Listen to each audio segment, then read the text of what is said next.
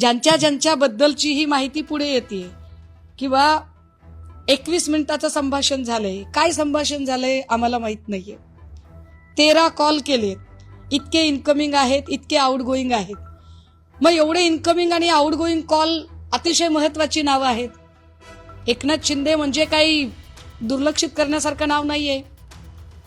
दीपक केसरकर हे दुर्लक्षित करण्यासारखं नाव अजिबात नाहीये. आणि या नावांच्या कडून जर कॉल होत असतील तर हे अत्यंत वाईट आहे. तेव्हा या सगळ्या नावांची चौकशी होणं तितकंच गरजेचं आहे. ते झालं पाहिजे. ते का होत नाहीये? ज्यांच्या ज्यांच्या बद्दलची ही माहिती पुढे येते किंवा 21 मिनिटाचं संभाषण झालंय, काय संभाषण झालंय आम्हाला माहित नाहीये. 13 कॉल केलेत, इतके इनकमिंग आहेत, इतके आउटगोईंग आहेत. मग एवढे इनकमिंग आणि आउटगोईंग कॉल अतिशय महत्वाची नावं आहेत. एकनाथ शिंदे म्हणजे काही दुर्लक्षित करण्यासारखं नाव नाहीये. दीपक केसरकर हे दुर्लक्षित करण्यासारखं नाव अजिबात नाहीये. आणि या नावांच्या कडून जर कॉल होत असतील तर हे अत्यंत वाईट आहे. तेव्हा या सगळ्या नावांची चौकशी होणं तितकंच गरजेचं आहे. ते झालं पाहिजे. ते का होत नाहीये? चाकणकरांना अजूनही चौकशीला बोलावलेलं नाही. चाकणकरांच्या सोबतचा नामकर्ण आवारे, जो सगळे ही भोंदूगिरी स्थापित करण्यासाठीचा कल्प्रिट नंबर 1 नामकर्ण आवारेची सख्खी मुलगी गमेच्या घरात दिलेली आहे. Game one of the trustee Shivnika ट्रस्टचा. या गमे आणि नामकर्ण आवारे नंतर ललित पोफळे, जे अत्यंत महत्वाचं नाव आहे. ललित पोफळे CA. ललित पोफळेने अनेक बड्या नेत्यांच्या मदतीने काही कंपन्या उभ्या केल्याची माहिती पुढे येते. या कंपन्या, हे बडे नेते यांची नावं आमच्याकडे आहेत. त्याचे इनपुट आम्ही वेळोवेळी SITला देण्याचा प्रयत्न करत आहोत. मी 2 वेळा पुनरुच्चार केलाय, आज पुन्हा सांगतेय. नाशिकच्या काही वरिष्ठ स्तरावरच्या पोलीस अधिकाऱ्यांचा सुद्धा यातला समावेश, त्या पोलीस अधिकाऱ्यांचे इनपुट आम्ही SITला दिलेले आहेत. मात्र त्याही दृष्टीने कुठलीही सकारात्मक पावलं पडलेली नाहीत. हेही तितकंच खरं. अजून एक महत्वाची गोष्ट, अशोक खरातची पत्नी कल्पना खरात, मुलगी सृष्टी खरात, मुलगा काहीतरी गायब झाला वगैरे अशी काहीतरी बातमी येते की त्याची चौकशी केली गेली होती आणि चौकशीच्या नंतर तो काहीतरी गायब झाला वगैरे. पण जर असं होत असेल तर हे वाईट आहे.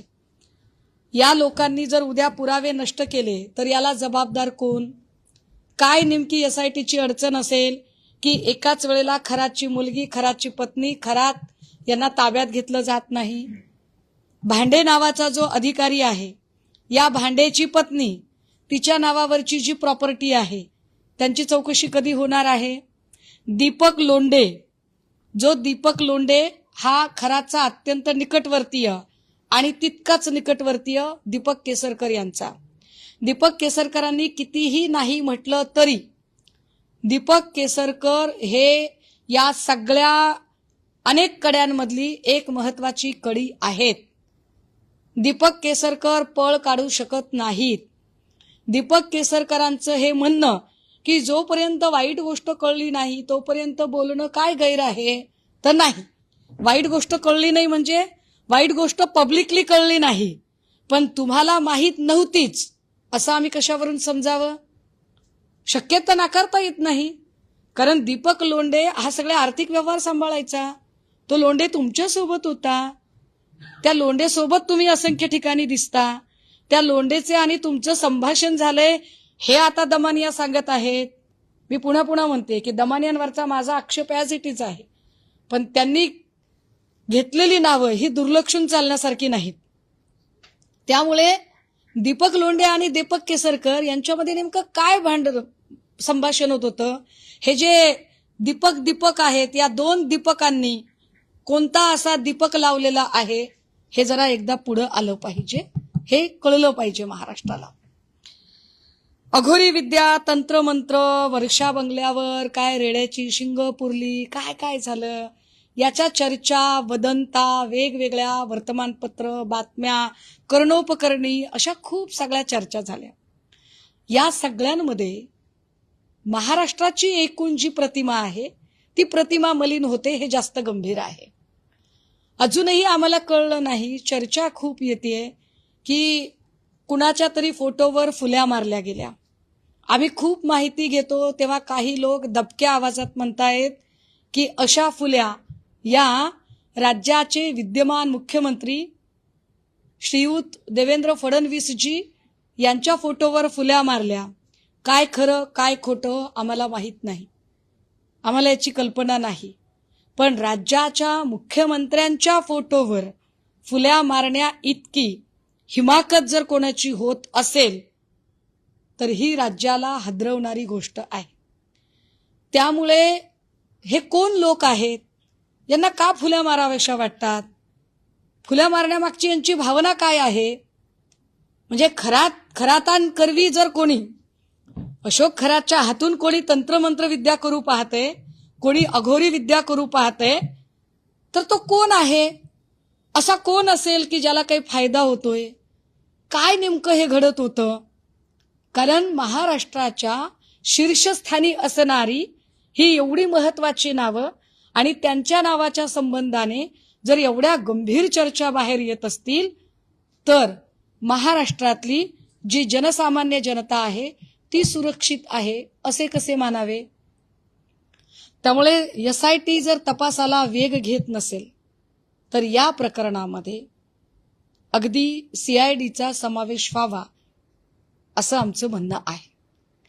कारण SIT अजूनही चाकणकरांना अजूनही चौकशीला बोलावत नाही. चाकणकरांना समन्स आलं असं साधारणतः 8 दिवसांपूर्वी कळलं.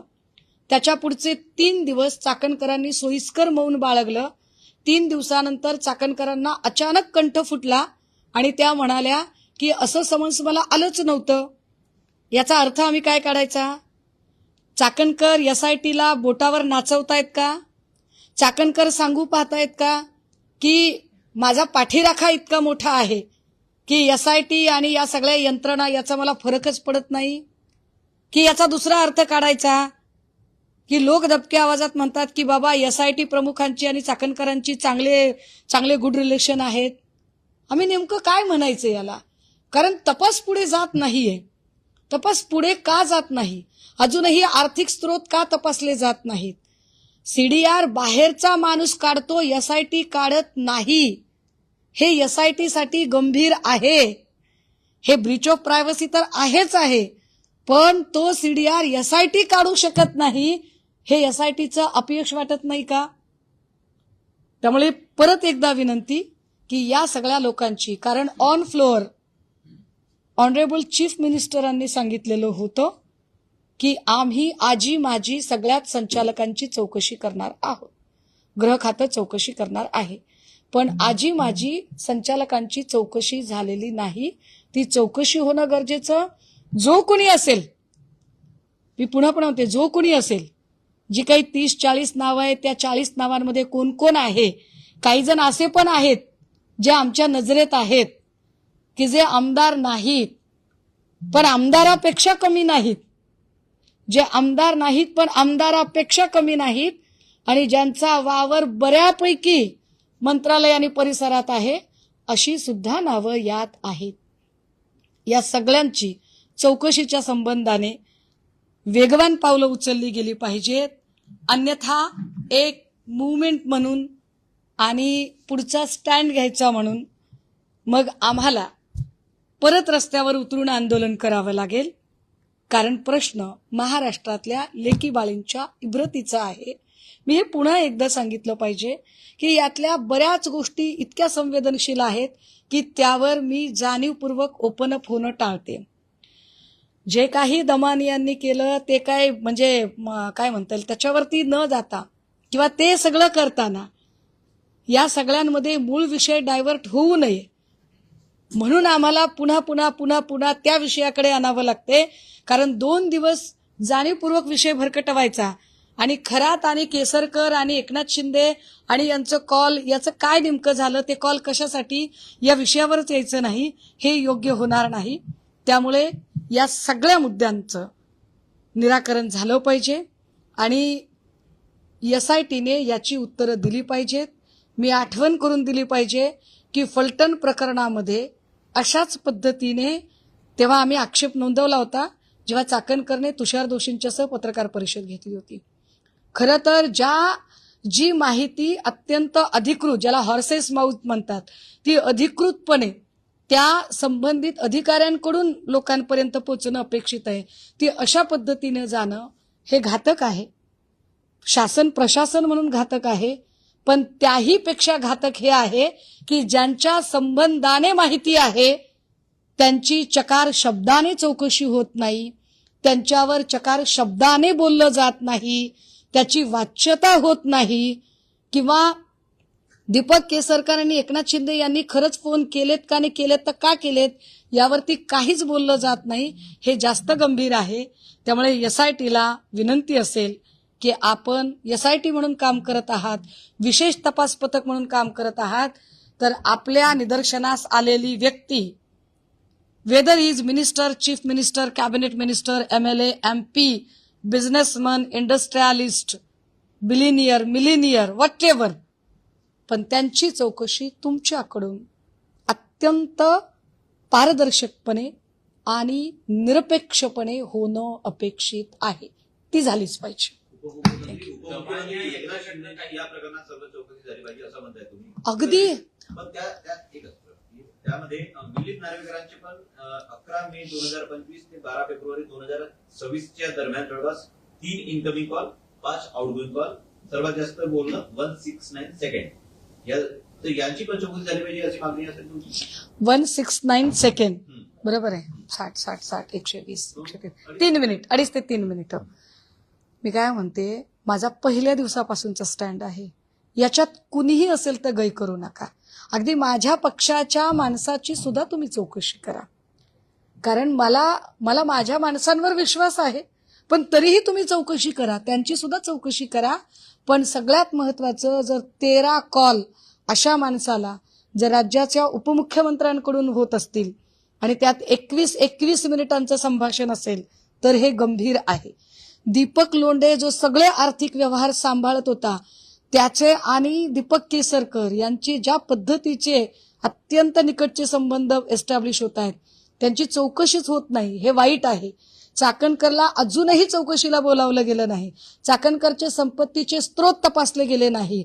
चाकणकरांची आणि आकाश चौधरींची जी प्रॉपर्टी आहे रोह्याची, त्याच्यावर अजूनही म्हणजे ईडीची एंट्रीच झाली नाही या प्रकरणात. अजूनही एवढे म्हणजे अरबो खरबोची सगळी उलाढाल होते आणि अजूनही ईडी याच्यावरती काहीच बोलत नाहीये. ज्या आकाश चौधरी आणि चाकणकर यांच्या ज्या प्रॉपर्टीबद्दल आम्ही बोलत होतो, ज्या वेगवेगळ्या कंपन्या होत्या, ज्या कंपन्यांबद्दल आम्ही बोलत होतो, त्या कंपन्यांचा जर विचार केला, मी आता मला सापडत नाहीये पण मी ट्विट करते, आपण सगळे ट्विटरवरून घेऊ शकाल ती सगळी माहिती, की त्या सगळ्या कंपन्यांची माहिती मी एकत्रित टाकेल. अक्षरशः किती मुजोरी आहे की कोर्टाने स्टे दिल्यानंतर भारतीय जनता पार्टीचे प्रदेश सचिव बबलू सय्यद यांनी सांगितलं की कोर्टाचा स्टे आहे या प्रॉपर्टीवर, तरी हिमाकत किती आहे की अदानी हॉस्पिटलचा तिथे बॅनर लावलेला आहे. हे घाबरवण्याचा प्रकार आहे का? याच्याकडे लक्षच दिलं जात नाही. त्यामुळे होय, मी ठामपणे सांगते की ज्याचे कॉल आहेत, मग ते राज्याचे उपमुख्यमंत्री असतील, ते मंत्री असतील, कॅबिनेट मंत्री असतील, आजी माजी मुख्यमंत्री असतील, आमदार असतील, खासदार असतील, उद्योगपती असतील, करोडपती असतील, अरबोपती असतील, पण त्यांची चौकशी झाली पाहिजे. कारण याची व्याप्ती फक्त आणि फक्त महिला लैंगिक शोषण एवढीच आहे असं वाटत नाही, तर याच्यामध्ये अनेक मला वाटतंय की खूप साऱ्या अरबपतींचे गुंते एकमेकांमध्ये गुंतलेले आहेत.